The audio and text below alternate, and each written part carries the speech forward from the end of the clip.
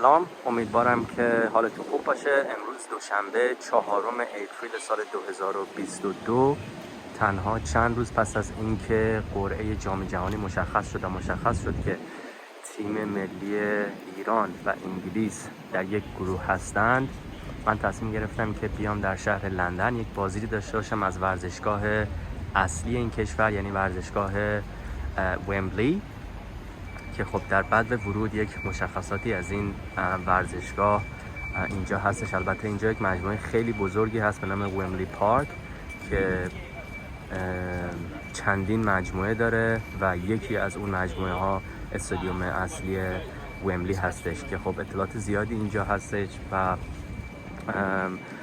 خیلی جالب هست.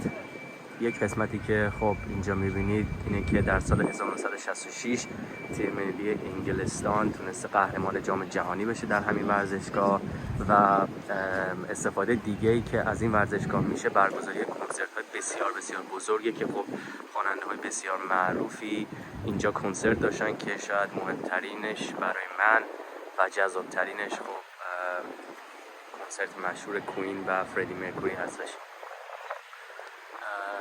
اینجا پلانی که برای هر سال چیده شده و اجرا شده برای این مجموعه رو اینجا نوشتن که خب تا سال 2027 هم برنامه ریزی شده که این مجموعه ومبلی پارک گسترش پیدا کنه و بهش افزوده بشه و بزرگ و بزرگتر بشه.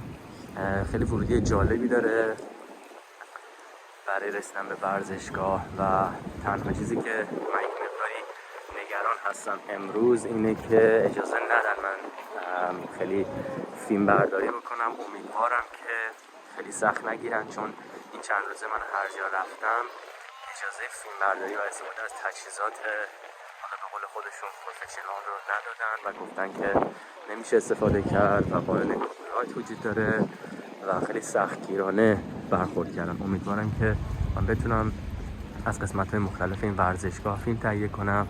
خیلی بازدید از این ورزشگاه برای شخص من که علاقه زیادی به فوتبال دارم جالب هستش، به خاطر اینکه اینجا بالاخره مهد فوتبال هست و به جرئت میتوان گفتش که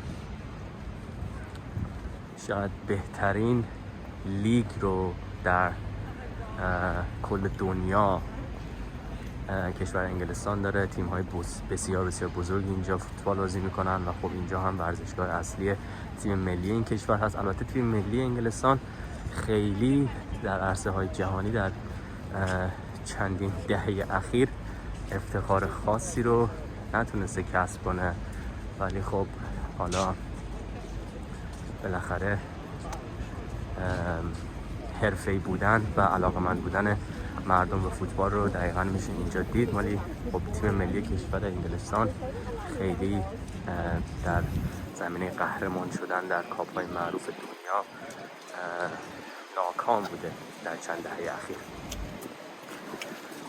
خب من هر موقع که نزدیک شدم به ورودیه و تونستم از اون گیت مخصوصش عبور کنم ادامه فیلم رو تهیه میکنم. امیدوارم که این فیلم برای شما هم جذاب باشه.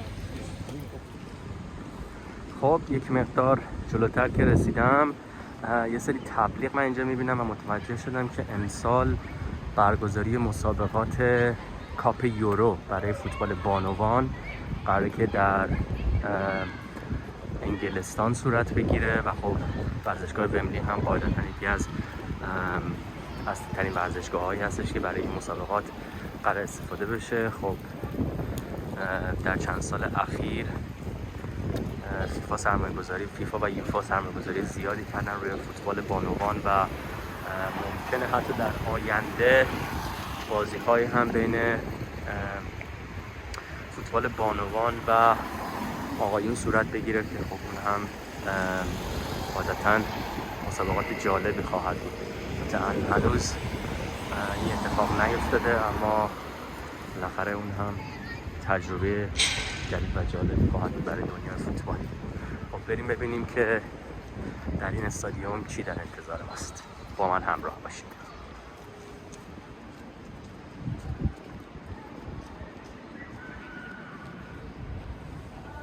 خب در همین ابتدای ورود ما به ورزشگاه یک نمایشگاه کوچکی هستش که توضیح میده روند ساخته شدن این ورزشگاه و یک قسمتی هم داره که در مورد جام جهانی 1966 که انگلستان قهرمان این جام جهانی میشه و مسیری که به فینال طی کرده. بازی گروه اول خودش، بازی اولش رو با اروپا 0-0 کرد. اروپایی که اون زمان از قدرتمندترین تیم‌های جام جهانی بوده. 2-0 مکزیک رو میبره، 2-0 فرانسه، 1-0 آرژانتین و 2-1 پرتغال رو میبره و مسیری هستش که به فینال طی کرده و خب این هم لباس هستش که از این بازی امضا شده و یکی از نیمکت‌هایی که به شماره 66 یعنی 1966 روش حک شده و خب این هم بابی چارتون بازیکن افسانه تیم انگلستان هستش که خب مجسمه‌اش اینجا برده. منتظریم که این تور شروع بشه و ما بتونیم به قسمت‌های دیگه ورزشگاه هم بریم. با من همراه باشید. خب البته این هم کاپی هستش که در فینال بین انگلستان و آلمان غربی به انگلستان اهدا شده به عنوان کاپ قهرمانی جام جهانی که خب در این سال‌ها شکل و شمایل متفاوتی با کاپ فعلی جام جهانی داشته.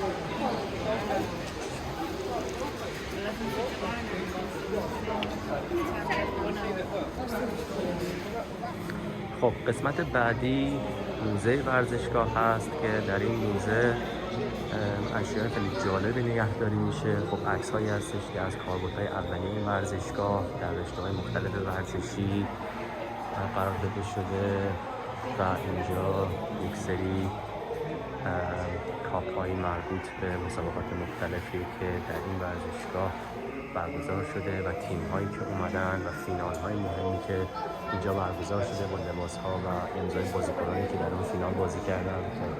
اینجا می‌بینید که مثلا به عنوان مثال بازی بین بارسلونا و منچستر یونایتد در سال 2011، بوروسیا دورتموند و بایر مونیخ و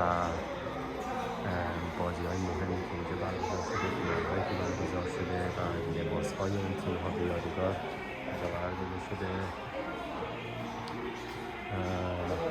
خب مسابقات راگبی هم در این ورزشگاه انجام میشه که اون هم خب طرفدارهای خاص خودش رو داره و یک سری یادگاری از اون مسابقات هم اینجا با امضای بازیکنان مشهورش نگهداری میشه.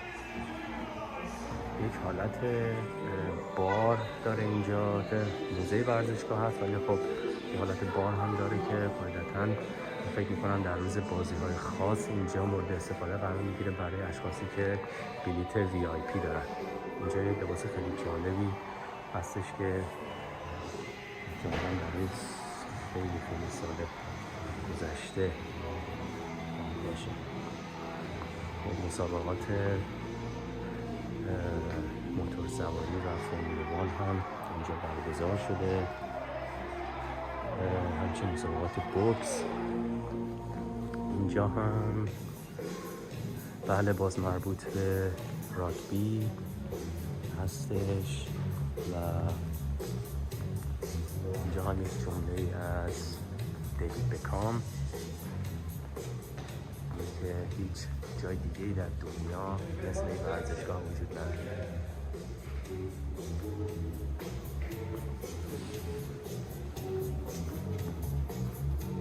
فضای جالبی داره اینجا، معماری قشنگی داره و دکوراسیون خیلی زیبایی داره.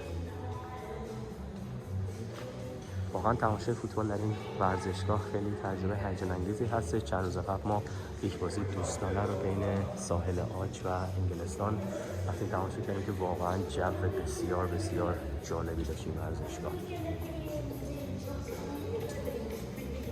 اینجا هم تصاویری از معروف ترین اجراها در ورزشگاه ومبلی لندن رو می‌بینیم که بکنه، یوتیوب، کولدپلی و تمام گروه‌های مختلفی که اومدن کنسرت گذاشتن و واقعا میشه تصور کرد که چه جو فوق‌العاده‌ای داره. ببینید این جمعیت حدود 120,000 نفر گنجش این ورزشگاه که خب قاعدتاً توی کنسرت بیشتر از اینشون در وسط چمن هم میتونن مردم حضور داشته باشن و هزار آدم میان و برای یک کنسرت دور هم قرار میگیرن و تماشا میکنن. واقعا یک جمع فوق‌العاده‌ای داره اینجا و میبینید که تمام کسایی که اومدن اینجا کنسرت داشتن رو اینجا معروف‌ترین هاشون لیست کردن و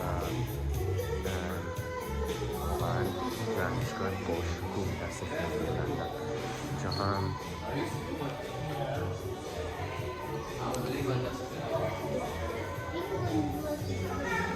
خب اینجا هم تصاویری هستش از مسابقات مهمی که اینجا برگزار شده.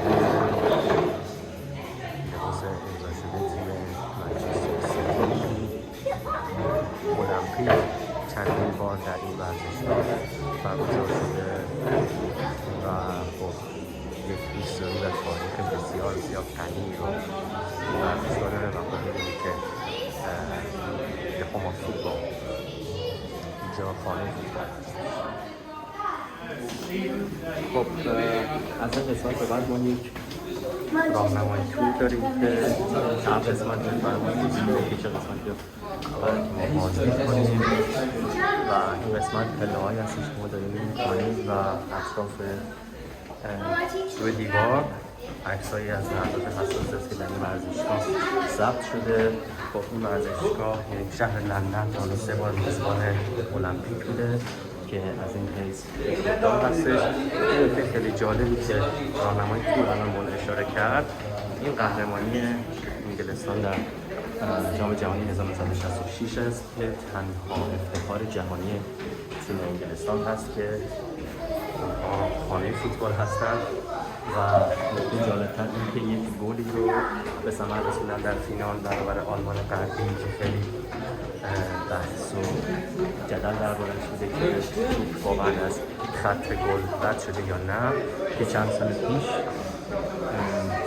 میان بررسی میکنن با استفاده از تکنیک بیارم و متوجه میشن که این گل نبود و این خیلی نکته جالب بود که راهنمای تور ما گفت که همون قهرمانیشون هم خیلی 100% و قطعی نبود. این قسمت هم باز هم عکس‌های مربوط به افتخارات ورزشگاه هست.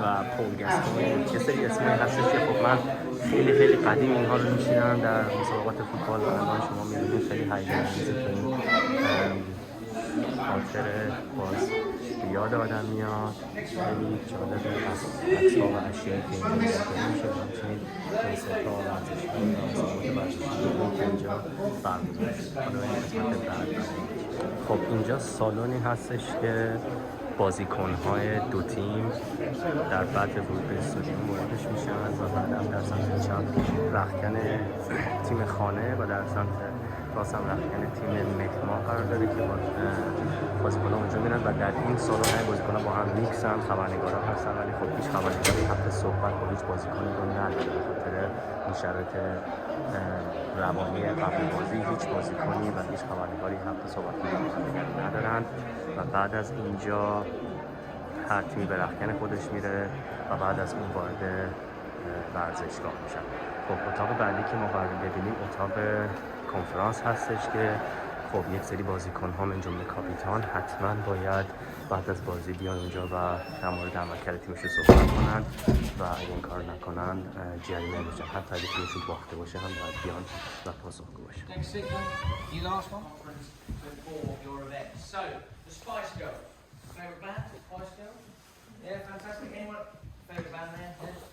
They would have had the awesome foursome would have had their press conference here before their gigs in 2019. Anthony Joshua as well, the boxer, he would have fought here a couple of times and he would have had a press conference in this room. In fact, before his first fight against Klitschko, he actually had a press conference sitting in this very seat with his entourage here that lasted until 3 o'clock or so in the morning, early hours of the morning, because crammed full of reporters and TV crew, and AJ was sitting here. He answered every single question that was asked of him. Not the best preparation for a fight, but he still won, so there you go. Now, if you look behind you at the glass there, that is... خب بعد از بازدید از محل اتاق کنفرانس ما میریم سراغ رختکن تیم ملی انگلستان شامل بانوان و آقایان که هر کدوم برای خودشون رختکن خاص خودشون رو دارن. جای هر بازیکن مشخصه، اسمش نوشته شده و یک نظم بسیار خاصی داره و همچنان می‌بینیم که در هر قسمتی از این ورزشگاه وارد میشیم عکس‌های خاطرانگیزی وجود داره از لحظاتی که این ورزشگاه به خودش دیده، مثل سخنرانی نلسون ماندلا و اجراهای موسیقی که در این ورزشگاه صورت گرفته تا الان. خوشبختانه تا الان که خیلی به من گیر ندادن برای فیلم گرفتن و امیدوارم که این شخصی که راهنمای تور ما هست همچنان خوش اخلاق باقی بمونه و اجازه بده که من از این لحظات و از این اتاق‌های مختلف ورزشگاه فیلم تهیه کنم.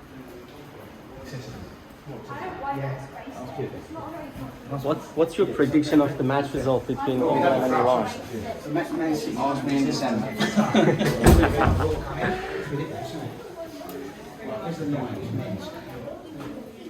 These were used between 2007, when the new stadium opened, and 2019/2020. And we used to have 4 of these, 2 either side of the tunnel, looking exactly the same as this. And the reason for that, the reason we had 4 dressing rooms, is mainly because we hosted NFL seasons, NFL games. Now, who's the tallest here? Who's the tallest? Probably yourself, sir. So step forward. How tall are you? 6'2". So put about 4 more inches on you, and stretch your arms out. There you go. And that is the size of an NFL player, with all their equipment and their muscles. Everything like that. So they needed a lot more room. Thank you very much, sir. The checks in the post. They needed a lot more room than the normal football soccer player. خب این قسمت قدیمی رختکن ورزشگاه هستش که امروز استفاده نمیشه و فقط به خاطر موزه ازش استفاده میکنن و این تیمی که اینجا قرار داره تیمی هستش که در سال 2018 جزو تیم انگلستان بودن. اینجا هم یک لباسی هست از بازیکن به نام فر ویلیامز که جزو تیم بانوان انگلستان هست و تاریخچه جالبی که دربارش گفتن این که این فرد بی خانمان بوده و بسیار بسیار فقیر بوده و یک دفعه با یک باشگاه آشنا میشه و شروع میکنه فوتبال بازی کردن و در تاریخ انگلستان بیشترین بازی ملی رو در تیم بانوان داره. خب اینجا نکته جالبی که وجود داره اینه که زمینش کاملا ضد لغزش هست به خاطر اینکه بازیکن‌ها با کفشای استوکی خودشون وقتی اینجا میان دچار هیچ معصومیتی نشن و دچار لغزندگی نشن. خب این هم اتاق که برای مربی‌ها هستش و یک تلویزیون قرار داره که جلوشن یه بردی گذاشتن که میتونن یادداشت کنن روش و نکات رو به تذکر بدن به بازیکنان. اتاقی که البته مربی‌ها استراحت میکنن و خب ما داریم میریم به سمت رختکن اصلی. خب اینجا رختکن اصلی هستش. خب بسیار بسیار قشنگ مجلله و خب میبینیم که مربیایی که اینجا حضور داشتن و Both sides of the tunnel look exactly the same in layout because we are an international mutual venue. So we're not like the Premier League or La Liga or Ligue 1 teams across the world that have an amazing home dressing room and quite frankly awful away dressing rooms because they do that for mind games. I've even heard of them flooding the away dressing room, making it dark, smelly, hot, cold sometimes. Psychedelic colours I've even heard that they paint them just to get in the minds of the players. We don't have that at Wembley Stadium. we are a neutral venue, and FIFA say that all international stadiums must have neutral venues. This is the squad that Gareth Southgate took to the European Championship final, and this is where they would have sat up until the semi-final. So again, feel free to sit next to your favourite player's shirt. Don't touch your shirt. You've got قطعا 8-9 ماه دیگه این اسما رو بسیار بیشتر خواهیم شنید در بازی با ایران که امیدوارم این بازیکنان هیچ کدومشون عملکرد فوق‌العاده و عالی نداشته باشن و بعد از اون بازی خیلی خوشحال نباشن. بازیکن‌هایی که خب من میشناسم و این مقداری نگرانشون هستم، رشفورد هست شماره 11، رحیم استرلینگ شماره 10، هریکین شماره 9 و گیرش بازیکن شماره 7. امیدوارم در بازی مقابل ایران هیچ وقتی برای گفتن نداشته باشن و کاملا مهار بشن این بازیکنان و این در بازیکن هم بدترین عملکرد خودش رو داشته باشه و در کل انگلیس یا ببازه یا اینکه مساوی کنه با ایران. امیدوارم. خب ما آماده میشیم که وارد ورزشگاه بشیم، وارد چمن ورزشگاه بشیم. مثل که تیم اینجا ما رو دارن تقسیم بندی میکنن، مثل تیمی که با هم بازی دارن و بعد که وارد ورزشگاه بشن دقیقا این وقتی که بازیکن‌ها قبل از بازی کنار هم قرار میگیرن و وارد استادیوم میشه. واقعا جو جالبی داره.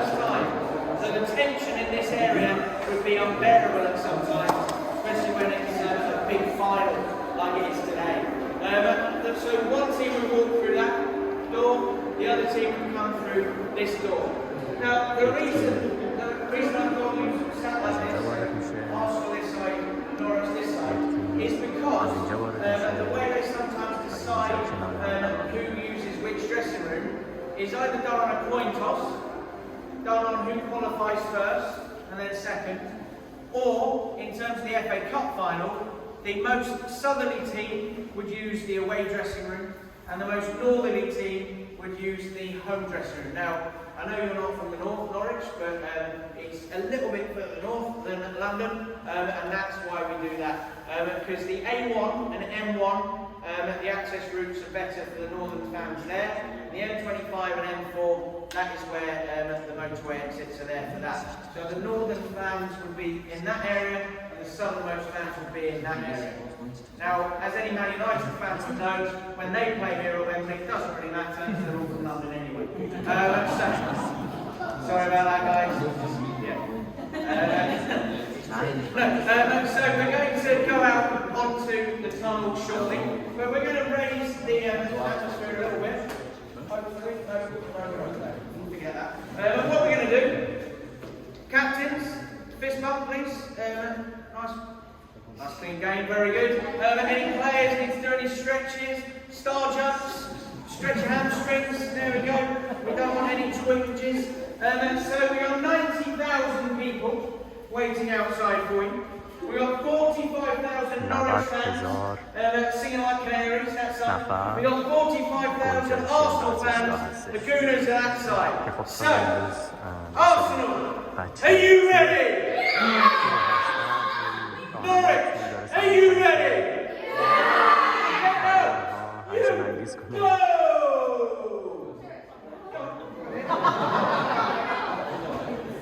سعی داره که این تور رو برای بچه ها خیلی هیجان انگیز کنه و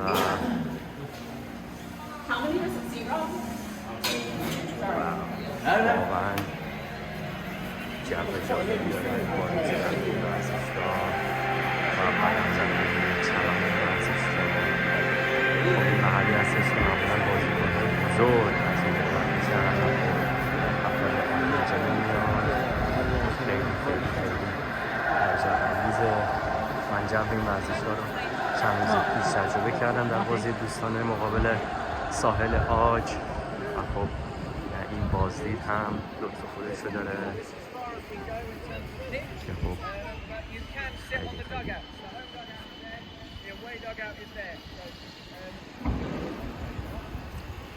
جالب هست.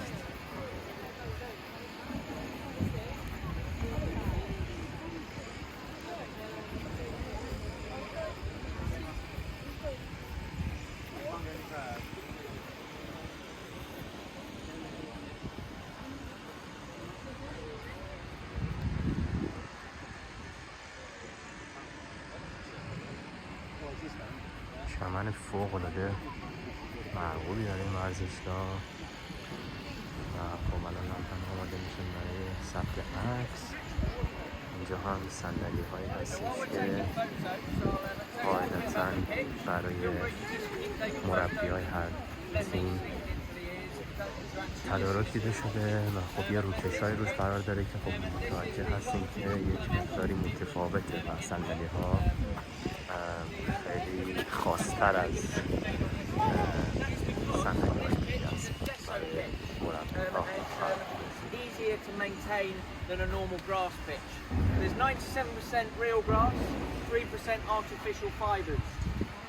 It feels like it's complete grass. 7% چمن طبیعی و 3% هم پلاستیک مصنوعی، چمن مصنوعی Artificial fibres are تشکیل داده underneath the ground چمن. binding the roots together.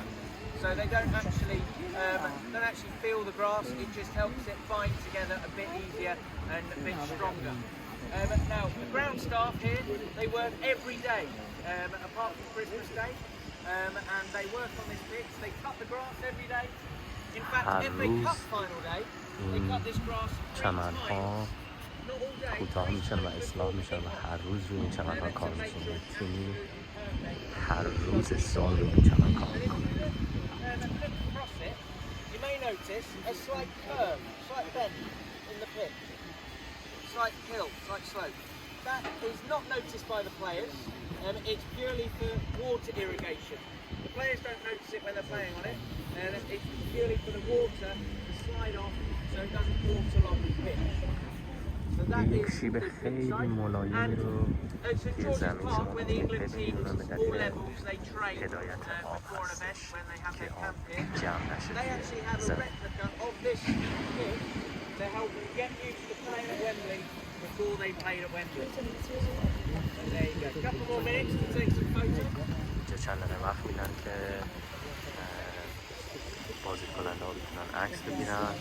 نکته خیلی جالبی که وجود داره اینه که امروز دوشنبه است و من انتظار داشتم که خیلی خلوت‌تر از این باشه این موقع سال، هوا سرد، ولی خب به نسبت شلوغ هستش و یه مقداری ما باید نوبت بگیریم تا بتونیم از جای مختلف فیلم یا عکس تهیه کنیم. فوق‌العاده ورزش‌های قشنگی هست و می‌بینید که وقتی بارون بیاد تماشاگرها از بارون آسون هستن، ولی خب بازیکن‌ها سقفی نداره که اونها رو حفظ کنه از بارون یا برف.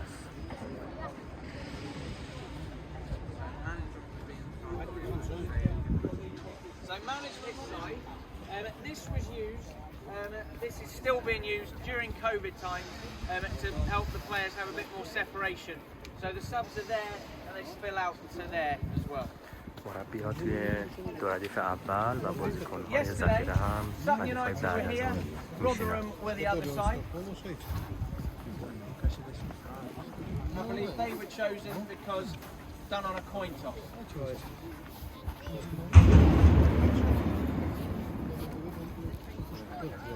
که در دوران کووید به خاطر اینکه فاصله بین بازیکن‌ها بیشتر باشه هم از این قسمت هم استفاده می‌شد. خب اینجا که من نشستم دقیقاً ویو هستش که یک مربی به زمین فوتبال داره و از این قسمت میتونه بازی رو تماشا کنه و آنالیز کنه و اگه صحبتی داره بره در محوطه مورد نظر بازیکناش انجام بده. خب یک ویژگی که ورزشگاه ومبلی لندن داره اینه که وقتی که بازی تمام میشه مثلا در فینال بازیکن‌ها باید مسافت رو طی کنن و خیلی وقتا برای تیم بازنده خیلی سخته که این مسافت رو طی کنه، بخاطر اینکه تماشاگرها کنارش هستن و ممکن تماشاگرهای عصبانی باشن که توهین کنن یا چیز پرت کنن، ولی خب اونها باید این مسیر رو طی کنن و برن بالا و اگر مدال نقره قرار بگیرن اونجا بهشون اهدا میشه و این یکی از سخت‌ترین مسیرهایی است که تو زندگیشون طی میکنن و در طرف مقابل تیمی که برده خیلی لذت بخش این مسیر رو طی میکنه.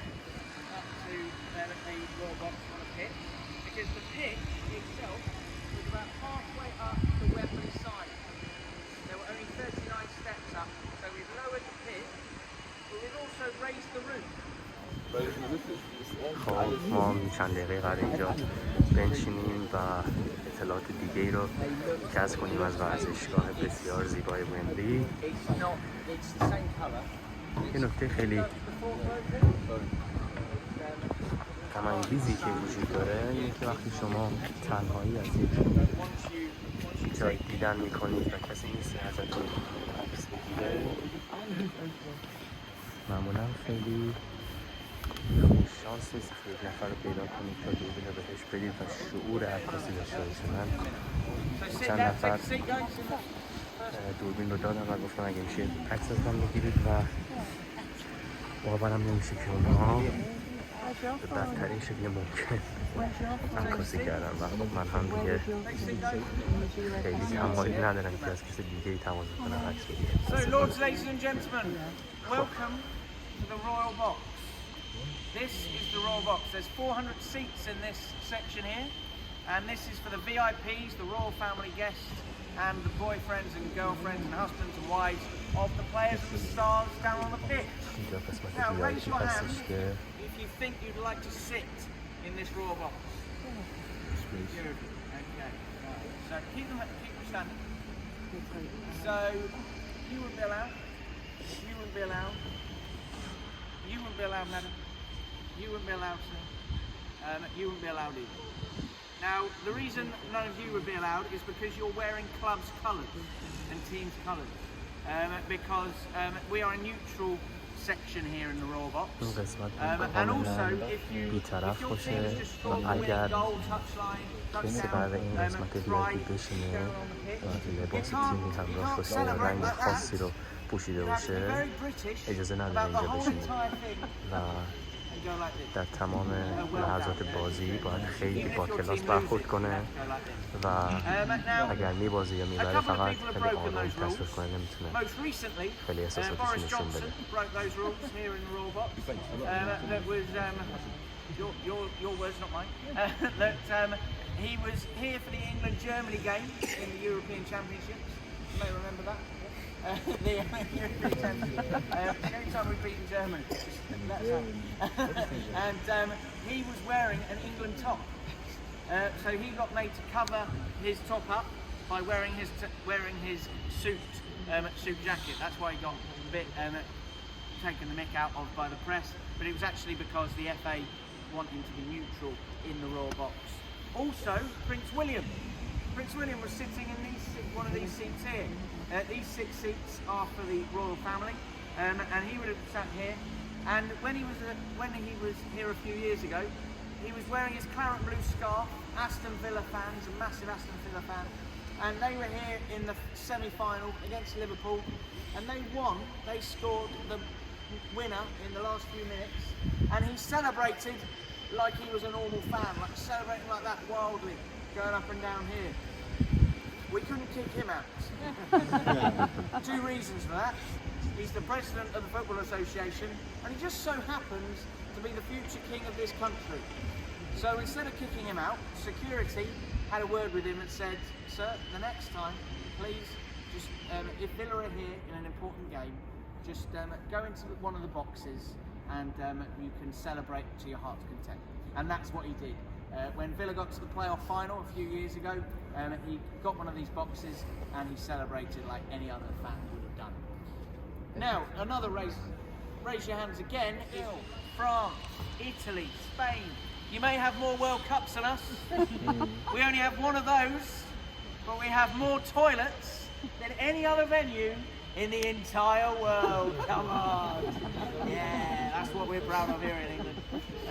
So yes, there we go. And they still have queues. Anyway, now we're not going to talk about toilets anymore. We're going to move on to a much nicer subject. We're going to talk about music. You've missed another world record. What? The worst straight line many grands in the history of the world. That was not the case on it. That was from mowing the grass. So before a game, before an event, but well spotted, before an event, they would straighten it up. That is not what it looked like last night. That is not what it looked like. Trust me. And believe me, not the worst you've seen. So yes, so music. So music concert. Who's been to a music concert here at Wembley? Only older than you. What did you come see? Michael Jackson. Michael Jackson. Nice. Really? Summertime Ball. Yeah. Anyone else? Ed Sheeran. Fantastic. So. Obviously, he's coming here in June and July, and he wants 100,000. And both of their stages بیننده رو کنسرت قدر داشته که 90,000 and we're صندلی و going to wait 8,000 and see نفر to در see what happens مرکز there. زمین بازدید کردن و 98,000 نفر از اون کنسرت دیدن کردن. Now, whether you're Ed Sheeran, whether you're Adele, whether you're Spice Girls, whoever you are, at the old and the new stadium, from 1985 Live Aid, there were two iconic words shouted by every single pop star from 1985 up until the current day. Before their gig starts, your gig can't start until you have shouted the words, "Hello, Wembley!" Freddie Mercury made it famous, especially if you've seen the film Bohemian Rhapsody, you'll have seen him walking up there. But that's how they start their gigs. We're now going to end your tour, turning you all into pop stars. So, the Spice Girls #1 fan, please stand up. Madam, stand up. Madam. Yeah, very good. And I want you to sing your favourite one. No, everyone stand up. We're not going to sing. We're not going to get you to sing. We're going to all shout as loud as you can. Hello, Wembley. I need you to make as much noise as you can. I know you can. I know you all can. And we're all going to shout it, and we're going to make this stadium rock. You're probably thinking, how the heck are we going to make this any noise? There's only 36 of us. There's a 90,000-seater stadium. Well, I'll tell you. If you look behind you at the glass there, they are all the executive boxes. And all of these executive boxes have angled doors on them. 5-degree angles, to be precise. When it's the music concerts, it absorbs the noise so it doesn't echo around. But on a football day, this is how the noise bounces off the stadium wall and creates that famous Wembley roar. So if you're ready, all of you, face the front, and over the through, as loud as you all can, all together, shout "Hello Wembley." Are you ready? Yes. You're going to have to be as loud as this gentleman here.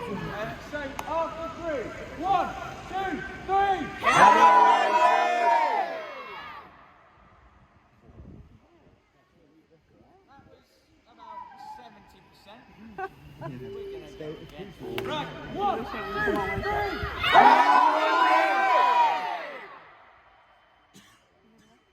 was 36 of you. 90,000 fans. Quite amazing. So, take a seat now. خب این هم سالن پذیرایی زیبایی ورزشگاه هستش قسمت بعدی ما قرار این مثل نماد ببینیم از تیم انگلستان که خب اول شیر رو به خودشون نمایی نیست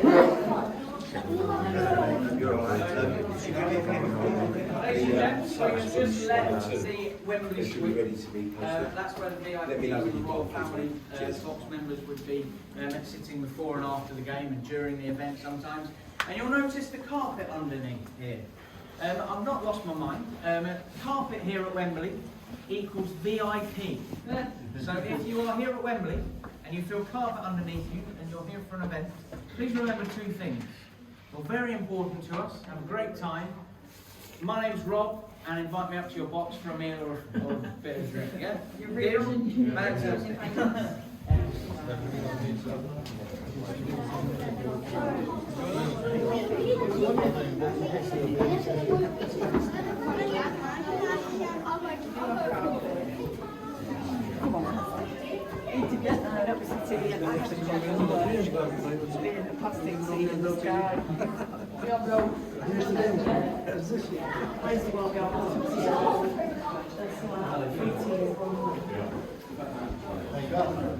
که میگفت این بود که اگر شما در قسمتی از ورزشگاه قدم گذاشتید اینجا موکت داشت. ببینید که قسمت وی‌آی‌پی هستش و فقط افراد خاص توی اونجا قدم میذارن.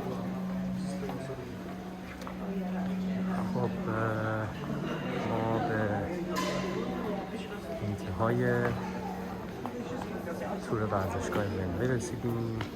امیدوارم که برای شما جالب بوده باشه این ویدیو و اینم نماد شیر که به زودی با نماد یوزهای ایرانی مسابقه خواهند داد در ماه نوامبر در کشور قطر که امیدوارم تیم ما تیم خوشحال میدون باشه در انتهای بازی. خب تا ویدیو بعدی واقع خودتون باشید. خدا نگهدار. الان شیر بازیکن اسطوره‌ای تیم انگلستان، لباس بازی انگلیس و برزیل، عکس اریکسن